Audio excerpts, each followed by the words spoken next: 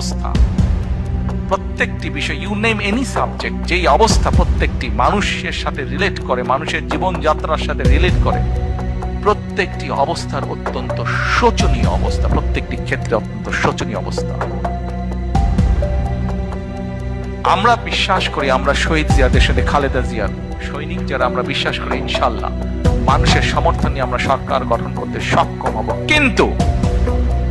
কিন্তু সামনের পথ অসম্ভব অসম্ভব কঠিন, অসম্ভব কঠিন।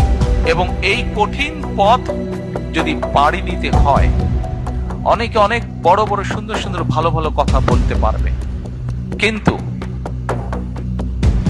আমাদেরকে পরিকল্পনা গ্রহণ করতে হবে। যদি এই কঠিন পথ আমরা অতিক্রম করতে চাই, আমাদের কি পরিকল্পনা গ্রহণ করতে হবে? এরকম কয়েকটি পরিকল্পনার কথা আপনাদের সামনে আমি আজকে তুলে ধরতে চাই। সময় পাবো? Thank you. না সারা রাত না ভাই, আমারও সকালে কাম আছে, আপনাদেরও কাম আছে। এখন কয়েকটি আপনাদের সামনে আমি তুলে ধরবো।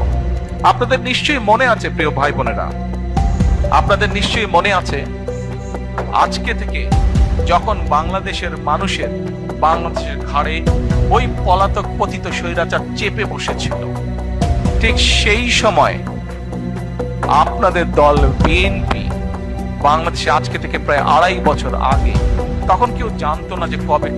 আমরা প্রত্যেকে দৃঢ়ভাবে আত্মবিশ্বাসী ছিলাম যে স্বৈরাচারকে পড়তে হবে, তাকে চলে যেতে হবে।